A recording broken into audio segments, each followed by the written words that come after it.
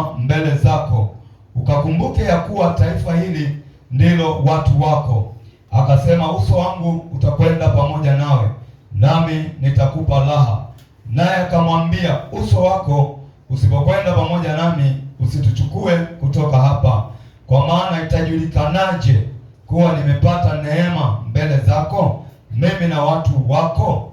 Sio kwa sababu unakwenda pamoja nasi, hata mimi na watu wako tutengwe na watu wote walioko juu ya uso wa nchi. Bwana akamwambia Musa, nitafanya na neno hili ulilolinena, kwa maana umepata neema mbele zangu, nami na kujua jina lako. Akasema, nakusihi unionyeshe utukufu wako. Akasema, nitapitisha wema wangu wote mbele yako, nami nitalitangaza jina la Bwana mbele yako, nami nitamfadhili yeye nitakaye mfadhili, nitamrehemu yeye nitakaye mrehemu. Bwana Yesu asifiwe sana. Angalia, ni mazungumzo ya moja kwa moja kati ya Mungu na Musa, na tunaona hapa kila kurasa neno neema linatajwa, neema linatajwa, neema linatajwa. Kwa wasomaji wa Biblia, mnajua Mungu alizungumza sana na Musa na Mungu alimtumia sana Musa, na mahala pengine Biblia anasema Mungu alimtumia Musa, na anasema kamwe hatatokea nabii mwingine kama huyu. Kwa hiyo alimtumia sana sana sana, aliongea naye, anasema alizungumza naye uso kwa uso. Sasa hayo Mungu aliyafanya kwa Musa, si kwamba Musa alistahili sana, si kwamba Musa alikuwa special kuliko wanadamu wengine wote. Tunaona hapa kati ya maongezi yao ya Mungu na Musa, Mungu anamwambia umepata neema. Yaani yote unayoyataka na yafanya, si kwamba unakubalika sana au umekuwa special kwangu. Ni kwa sababu ya neema. Na Musa anasema ikiwa nimepata neema, fanya na hili. Na Mungu anamwambia hata hilo uliloliomba nalo nitafanya. Musa anaendelea kuongea na Musa, tutengwe na watu wote ili watu wajue kwamba sisi ni watu wako. Anamwambia nitapitisha wema wangu wote, nitamfadhili yeye nitakaye mfadhili, nitamrehemu yeye nitakaye mrehemu. Kipindi cha neema, Mungu anachokifanya, wema wake ni kama unakuwa rahisi sana kuupata. Bwana Yesu asifiwe sana. Kwa sababu wakati wa neema ndo na sisi tulipata wokovu. Tuliishi maisha mabaya yaliyomchukiza Mungu, tulitenda vitu visivyofaa mbele ya Mungu, lakini neema ilipoachiliwa na sisi tukapata wokovu. Kwa sababu hatukustahili wema huu ambao anautaja hapa. Anasema nitapitisha wema wangu wote mbele yako, nami nitamfadhili yeye nitakaye mfadhili, nitamrehemu yeye nitakaye mrehemu. Kwa neema tukapata wokovu. Kwa hiyo kipindi cha neema, tunaposema hiki ni kipindi cha neema, maana yake Mungu anaachilia upendeleo kwa watu wake. Inawezekana umeomba sana, lakini Mungu alijua kuna wakati na majira ya neema yanakuja mbele yako. Nitapitisha wema wangu, nitakufadhili. Hayo unayoniomba nitakufadhili, nitakurehemu. Inawezekana unaomba sana kwa habari ya msamaha wa dhambi kwenye familia yako, kwamba Mungu ikikupendeza mwokoe mama yangu, mwokoe baba yangu. Umelilia hapo. Kwa hiyo kipindi cha neema kinapokuja, Mungu anakumbuka rehema zake. Unashangaa mama anaokoka, yule ambaye alikuwa hatarajiwi, yule aliyekuwa anakashifu imani hii, unashangaa amepokea. Kwa nini? Ni kipindi cha neema. Bwana Yesu asifiwe sana. Kwa hiyo Musa alipata neema mbele za Mungu, ndio maana alimtumia sana, alizungumza naye sana, hata kumzika Musa hajazikwa na wanadamu. Fikiria maiti ya Musa ni Mungu mwenyewe amehusika kuzika. Kwa nini? Mungu alijua kwa namna nilivyotembea na Musa, kwa namna nilivyomtumia, akizikwa mahala fulani, wanadamu wakajua wataendelea kuabudu kaburi lake. Kwa hiyo akahusika mwenyewe Mungu kumzika. Haleluya kanisa. Unaona kwenye kitabu cha Yuda kule, malaika yuko pale kwenye mwili wa Musa. Shetani na yeye ameenda kufuata mwili wa Musa. Lakini malaika anamwambia Shetani, Bwana akukemee. Maana yake alikuwa anautaka na yeye mwili wa Musa. Kwa nini anautaka? Mungu alimtumia Musa kuharibu miungu ya kule Misri, kupiga miungu ya Misri. Kwa hiyo shetani aliamini huyu hata mwili wake nikiupata, niupige hata ule mwili nilipize kisasi. Lakini malaika wa Mungu alikuwa pale, akamwambia shetani, Bwana akukemee. Kwa nini Musa alitumika hivi? Ni neema ya Mungu. Bwana asifiwe sana. Neema ikija kwako, wewe ambao unaweza kujiona duni leo, wewe ambao unajiona hufai mbele za Mungu, neema ikija kwako unaweza kufaa maradufu kuliko wanaofaa. Haleluya kanisa. Ndio maana kwa neema, maana yake hukustahili, ni kwa neema. Sasa hapa nimeandika watu waliopata neema ya Mungu moja kwa moja. Tuangalie watu ambao walipata neema ya Mungu moja kwa moja kutoka kwa Mungu. Watu waliopata neema ya Mungu moja kwa moja kutoka kwa Mungu. Watu waliopata neema ya Mungu moja kwa moja. Ninaposema neema, nafikiri umeshaelewa sasa. Ni unapata ulicho ambacho hukustahili kupata. Unapata upendeleo ambao haukustahili kabisa, unapata. Watu waliopata neema ya Mungu moja kwa moja. Kitabu kile cha Luka sura ile ya kwanza, hapa tunamwona Mariamu. Luka 1 mstari wa 24 mpaka 33. Luka 1 mstari wa 26, sio 24. Mstari wa 26 mpaka 33. Luka 1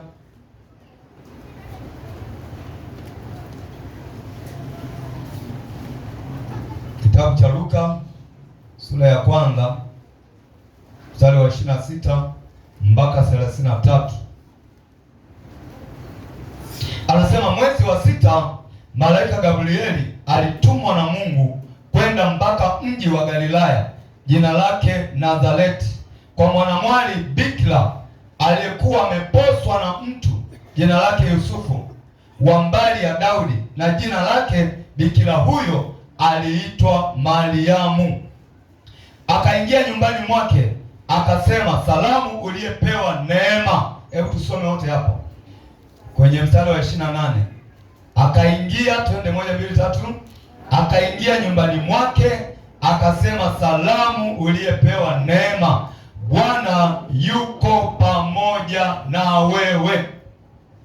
Anasema naye akafadhaika sana kwa ajili ya maneno yake, akawaza moyoni, salamu hii ni ya namna gani? Malaika akamwambia, usiogope Mariamu, kwa maana umepata neema kwa Mungu. Tazama, utachukua mimba na kuzaa mtoto mwanamume, na jina lake utamwita Yesu.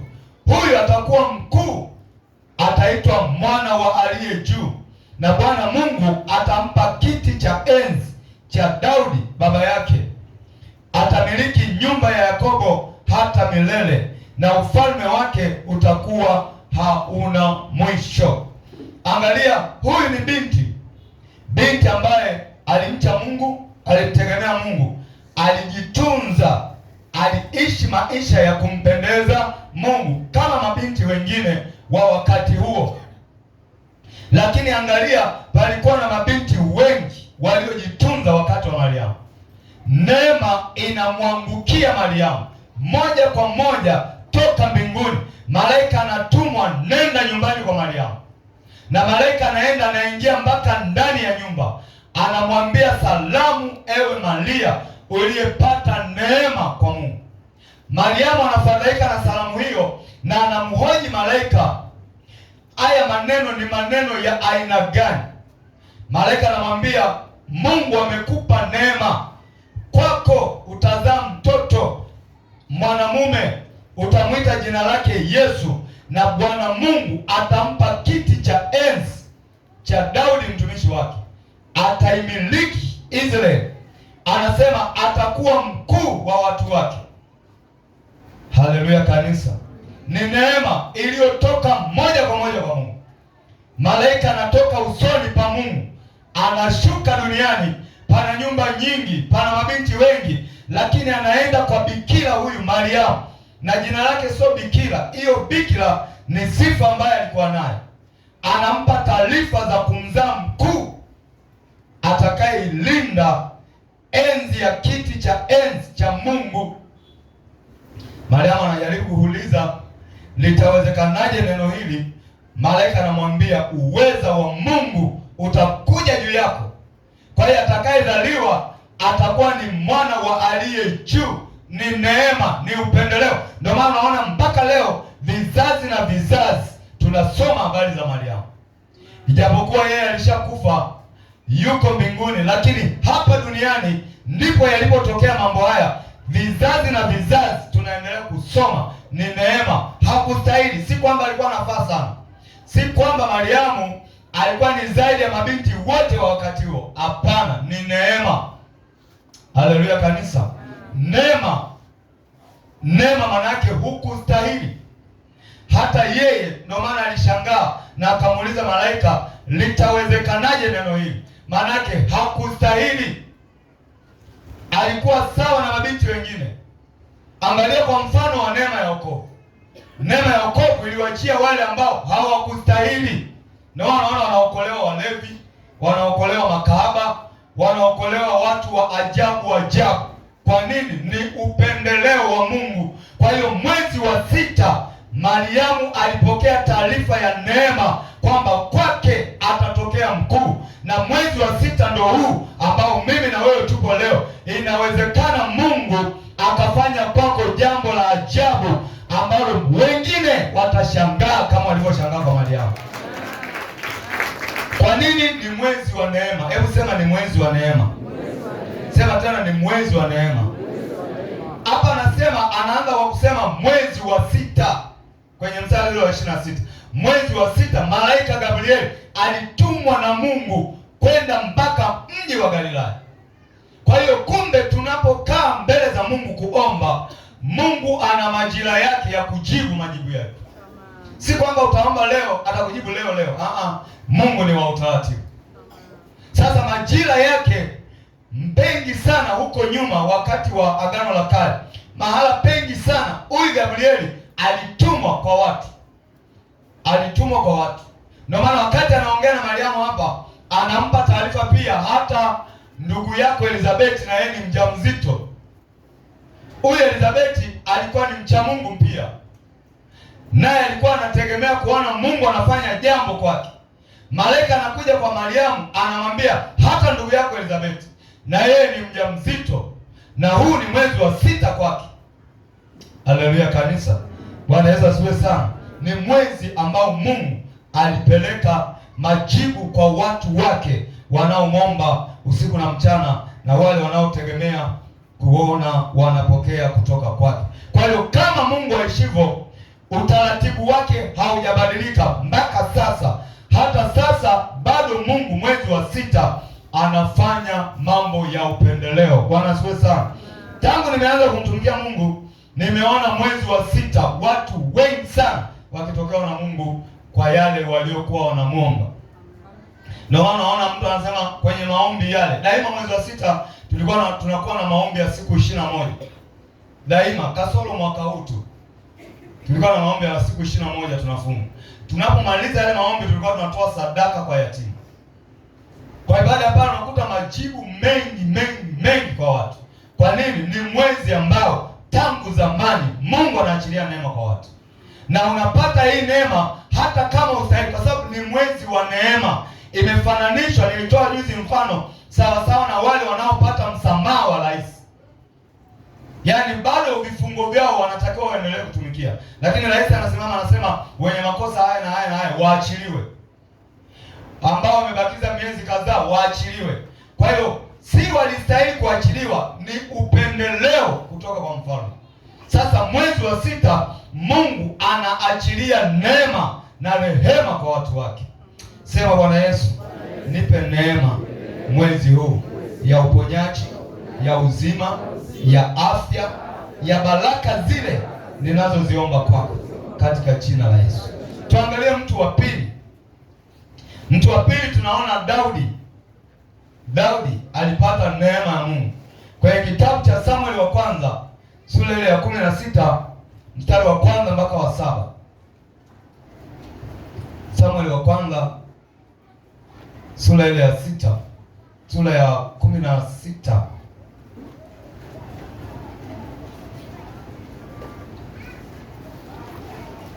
Samueli wa kwanza sura ya 16.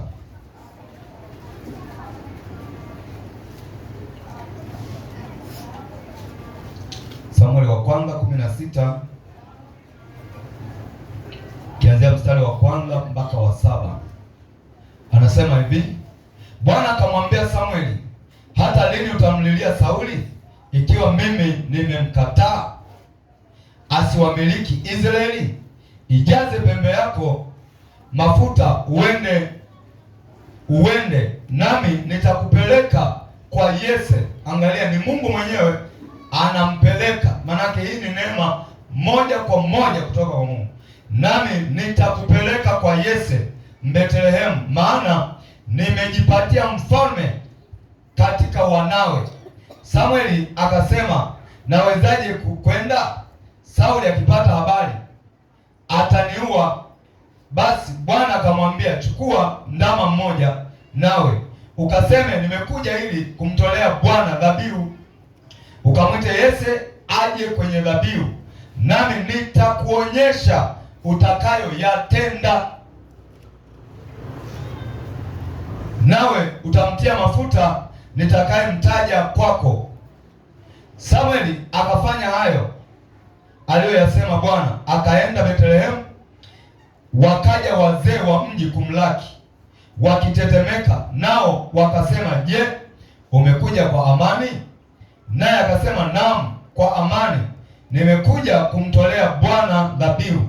Jitakaseni, njoni pamoja nami kwenye dhabihu.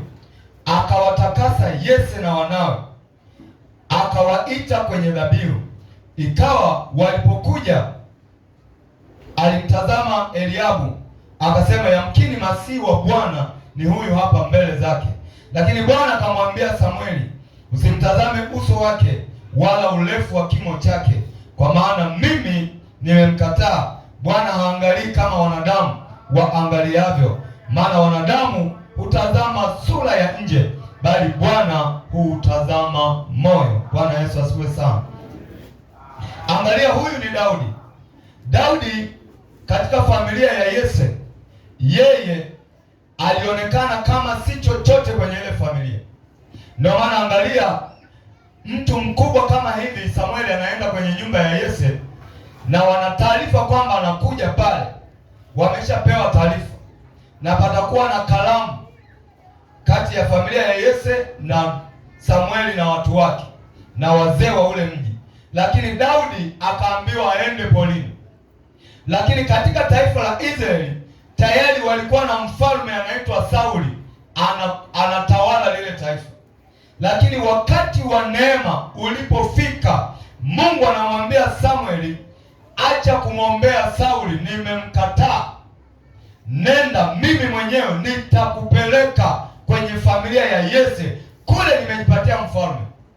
Na Samueli alijua tabia za mfalme Sauli, kwamba akisikia nimefanya hivi ataniua. Bwana Yesu asifiwe sana. Daima wafalme hawapendi kuacha madaraka hivi hivi. Kwa hiyo alijua, na anamwambia akisikia si ataniua. Mungu anamwambia chukua ndama, alafu nenda, mimi nitakuonyesha ya kupasayo kuyatenda. Daudi wakati huo yuko mapolini huko, anahangaika na mifugo. Kwa nini Mungu anamwacha Sauli? Ni neema imemwangukia Daudi. Bwana asifiwe sana. Angalia, Samueli anakuja kwenye familia, anakutana na Eliabu, kijana mzuri wa uso, amepanda hewani na ni msomi, maana alikuwa ni mwanajeshi wa jeshi la Israeli. Lakini Samueli kwa macho ya nyama anasema bila shaka huyu ndo Mungu amemchagua, maana anaangalia vigezo vyote viko kwa Eliabu. Lakini Mungu anasema sio huyu, usimwangalie kwa sura ya nje, mimi naangalia ndani. Kumbe wakati wa neema Mungu haangalii sura ya nje, anaangalia maandalizi ya moyo. Kadiri moyo wako ulivyokaa vizuri na Mungu, neema inaweza kaingia kwako. Anasema mimi naangalia moyo, usimwangalie huyu. Ndio maana aliwapitisha wote na Mungu akasema hayuko hapa. Samuel akamuuliza kuna mwingine? Wakamwambia machungani huko, huwa hatumthamini katika familia. Analetwa huyo, ndio anatiwa mafuta awe mfalme wa Israeli. Si kwamba alistahili, ni neema. Hebu sema ni neema. Kwa hiyo neema ni yale ambayo wanadamu wameyaona hayafai. Inawezekana jamii na kuona hufai. Mungu unaposimama vizuri kwake wakati wa neema, neema inaweza kaingia kwako. Twende tuangalie mtu wa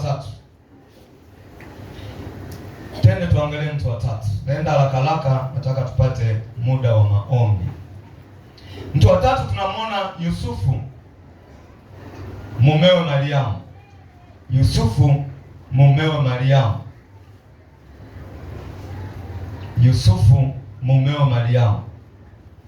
Mathayo 1:16. Mathayo 1:16. Yusufu mumewe Mariamu.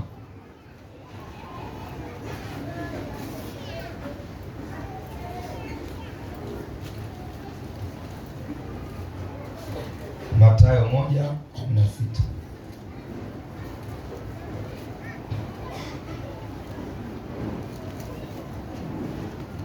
Anasema Yakobo akamzaa Yusufu mumewe Mariamu, aliyemzaa Yesu aitwaye Kristo. Yakobo akamzaa Yusufu mumewe Mariamu, aliyemzaa Yesu aitwaye Kristo. Angalia hapa, Yusufu anahesabika kama ni baba wa Yesu, lakini ukweli Yusufu alikuwa ni kama baba tu mlezi aliyemlea Yesu. Maana kupatikana kwa mimba ya Mariamu ulikuwa ni kwa uwezo wa Roho Mtakatifu, ni kwa neno.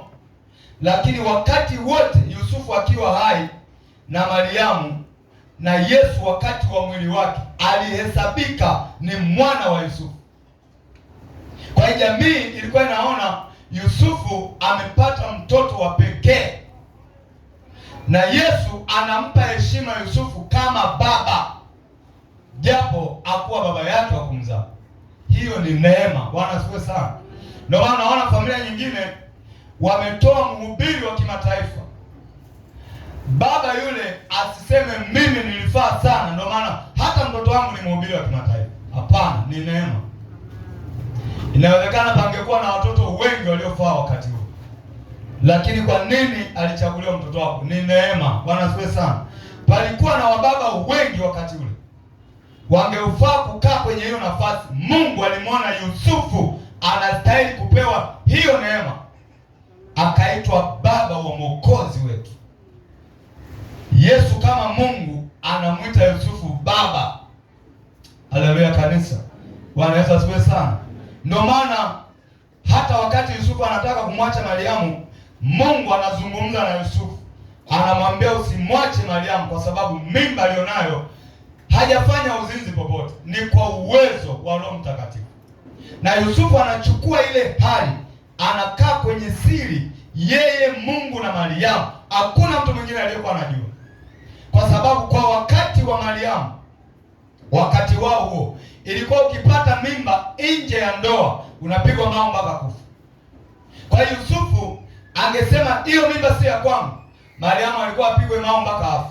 Ndio zilikuwa sheria kali za kipindi kile, lakini aliamua kulibeba hilo na akatunza siri, yeye, Mariamu na Mungu watatu. Kwisha bali hakuna aliyejua mpaka Yesu amezaliwa. Mungu anamwambia Yusufu, mchukue mkeo pamoja na mtoto mkimbilie mahala fulani. Yusufu anafanya haya. Mahangaiko yote, masumbufu yote, Yusufu aliyavaa kama baba, lakini moyo wake ulikuwa unamshuhudia kwamba huyu sio mwanao, ni Mungu amekupa neema uhusike kutunza kilicho kitakatifu.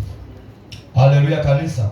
Ndio maana naona kwenye Biblia tumeandikiwa wamama waliowatunza watumishi wa Mungu, ni neema. Tunaandikiwa wamama waliomlilia Yesu wakati anapata mateso, wanamlilia, wanamwambia tunakuhurumia, tunakulilia, tuko pamoja na wewe. Walipata neema. Palikuwa na wamama wengi wameungana na Mafarisayo, wanasema wasulubiwe, lakini palikuwa na baadhi ya wamama wanalia. Kwa nini mama huyu haoni huruma, mama huyu anaona huruma? Ni neema. Bwana asifiwe sana. Haleluya kanisa. Lakini nyinyi ni mashahidi, Yesu akiwa pale msalabani, huko amesulubiwa mnyang'anyi, huko amesulubiwa mnyang'anyi. Mmoja anaongea makufuru, mmoja anaomba rehema, na anapata rehema pale pale msalabani. Unafikiri alistahili sana? Wote wawili walikuwa wanyang'anyi, wote walikuwa wafe waende jehanamu. Mmoja anaambiwa, wewe usiku wa leo utakuwa mahali pema pamoja na mimi. Kwa nini? Ni neema ilimfuata pale msalabani. Bwana akupe neema katika mateso yako. Haleluya kanisa. Bwana Yesu asifiwe sana. Kwa hiyo Yakobo alimzaa Yusufu, Yusufu akawa mume wa Mariamu aliyemzaa Yesu aitwaye Kristo. Yusufu alipata neema kwa Mungu, akamtunza, akatunza mtoto mtakatifu, au alimtunza yule ambaye Mungu amemleta kuukomboa ulimwengu. Nafikiri hata mimi na wewe tungetamani sana kufanya kazi ya Mungu kwa utakatifu kama alivyofanya Yusufu. Haleluya kanisa. Maana ana uhakika kwamba nimemtunza Mungu, nimemgharimikia Mungu, nimetesekea yale ya Mungu, hata kuondoka kwangu nitaenda kumwona huyo Mungu. Ndicho alichokifanya Yusufu. Alimlea Yesu, Yesu ambaye ni Mungu, alimtunza, alihangaika huku na huku, aliyanusuru maisha yake kwa ajili ya Yesu. Unafikiri mbingu zinamwangalia? Ni neema Mungu alimpa Yusufu. Twende familia ya 4, naenda haraka. Juzi nilikuwa nimekwama tu sehemu moja, nilihubiri kirefu hapo. Leo naenda haraka tupate muda wa kuomba. Tuangalie mtu wa 4. Mtu wa 4 nimeandika familia ya Nuhu. Familia ya Nuhu. Mwanzo 7:1-7 pale. Hao na wenyewe walipata neema ya Mungu. Familia ya Nuhu. Mwanzo 7:1-7 pale. Familia ya Nuhu. Mwanzo 7:1-7 pale.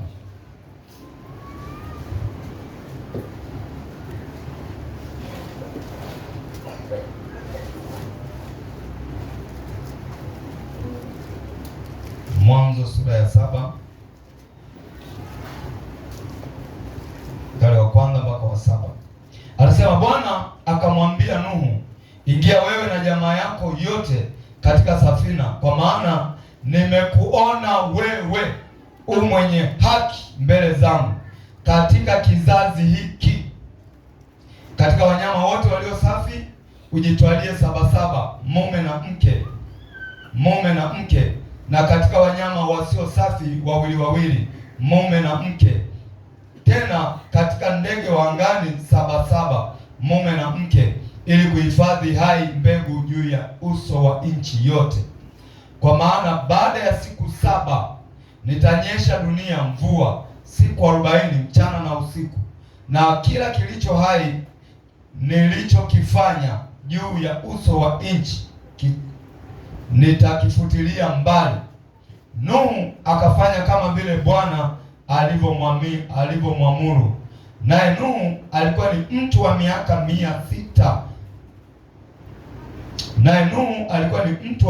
600. Hapo hiyo gharika ya maji ilipokuwa juu ya nchi. Nuhu akaingia katika safina, yeye na wanawe na wakwewe na wake za wanawe. Nuhu akaingia katika safina, yeye na wanawe na mkewe na wake za wanawe pamoja naye, kwa sababu ya maji ya gharika. Bwana Yesu asifiwe sana. Angalia, hii ni familia ya baba mmoja mama mmoja. Katika wakati Mungu anataka kuigharikisha dunia kwa ajili ya dhambi, Mungu anaijalia neema familia ya Nuhu peke yake. Ndio maana anamwambia, katika kizazi hiki nimekuona wewe. Bwana Yesu asifiwe sana. Na familia zingine zote na kila kitu, wote waliangamia kwenye gharika ya maji. Familia hii peke yake ikaokolewa kwenye maangamizi makubwa, maana dunia hii yote unayoiona iligharikishwa kwa maji. Lakini Nuhu na familia yake na wanyama baadhi wakapata neema kwa Mungu, wakaingia kwenye safina, wakawa salama. Ndio kupitia wao dunia tena ikaanza kuongezeka mpaka leo tumezaliana, tumekuwa wengi. Kwa nini Nuhu? Ni neema. Bwana asifiwe sana. Si kwamba alistahili sana, ni neema. Ndio maana anasema nimekuona wewe. Maana yake ukustahili hata wewe. Angalia kama wakati wa Sodoma na Gomora, Mungu anaenda kwa Ibrahim, anamwambia tunaenda Sodoma kwa sababu kilio cha Sodoma kimefika mbinguni, tunaenda kuichoma Sodoma. Mungu anampa ufahamu Ibrahimu aingie kwenye maombi ya kumwombea Lutu ndugu yake huko kule, na Mungu anamwitikia Ibrahimu, anafika kwa Lutu, anamwokoa Lutu na nyumba yake. Si kwamba alistahili, neema ya Mungu ilimwangukia Lutu. Haleluya kanisa. Bwana Yesu asifiwe sana. Neema ni upendeleo kwa wale ambao hawakustahili kabisa. Amemwona Nuhu katika kizazi chake.